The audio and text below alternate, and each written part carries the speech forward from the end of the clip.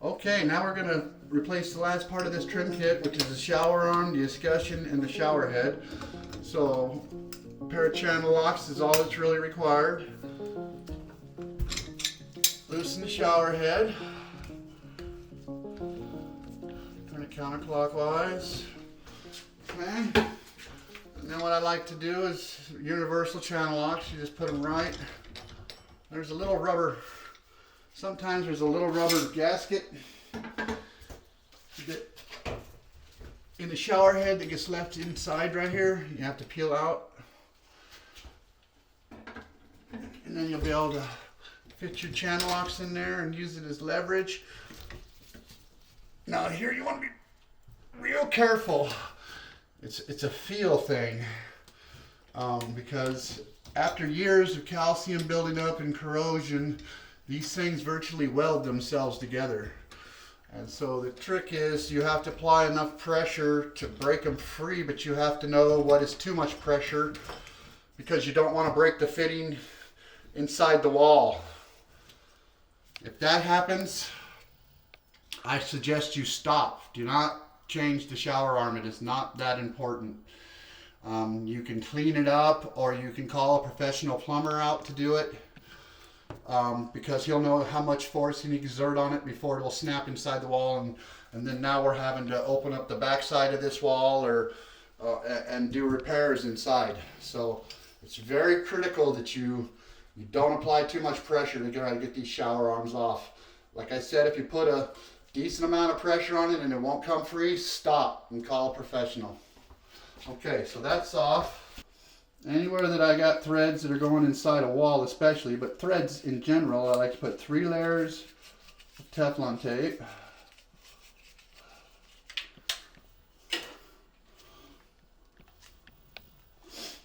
And then here's where the slick tight comes in handy.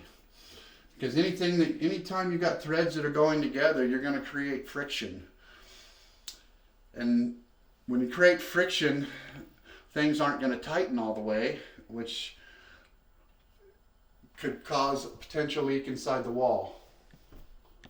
So you apply a little slick tight on top of your Teflon tape. This is just as critical as not applying too much force on trying to get this out, and that is when you try to put it back in, to make sure that you're perfectly lined up, because you have steel going to brass on the inside of the wall. Well, if you know anything about metals, brass is far softer than steel. So if you cross thread this steel into that brass, you're going to ruin that fitting in the wall, and you're going to have a leak inside the wall that's going to cause mold and all kinds of damage. So you make sure that when you start it, everything moves freely. You're not cross-threaded. Go slowly. Make sure you're comfortable that you're not cross-threaded. Okay, then your handy-dandy pair of channel locks. I always like to hold it right here for just a little extra support as I'm going around, so that I'm not moving the internal part inside the wall around too much to minimize the trauma to it, I guess you would call it. And then once you start to feel it tight, I'll go one more, and that's because I know how much pressure I'm exerting on this. So once again, if you're not comfortable with this, I would call a professional, because if you put too much force on it, it does irreparable damage inside. Okay, next is the escutcheon. What I like to do with the escutcheons is I like to take, there's little tabs on the inside, little ears. I like to take 2 of them and just slightly bend them just a little bit.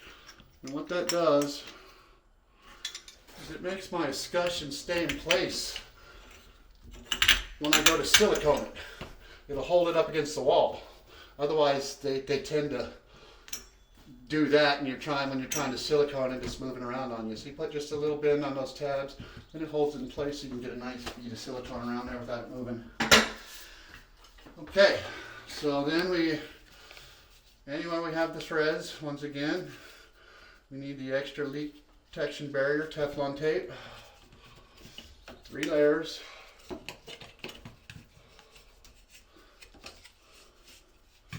One, two, three.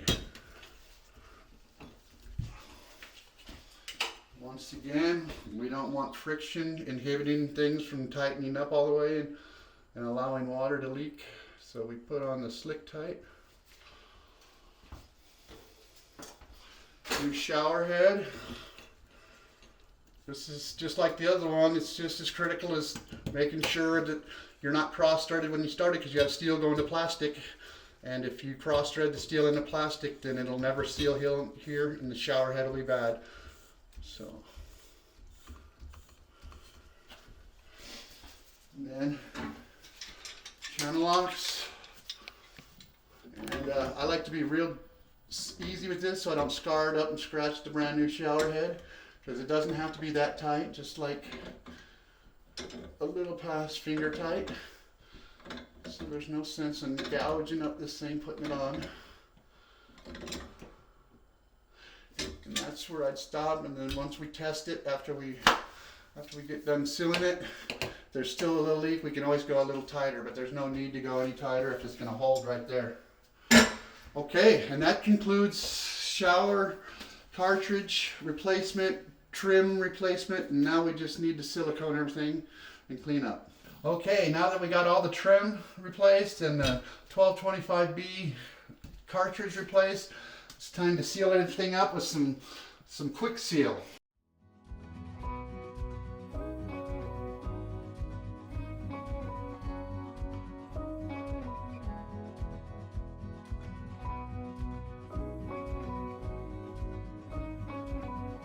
And earlier I said I wasn't overly concerned about being really neat with the silicone, and I'll show you why. Because we keep these sponges with us.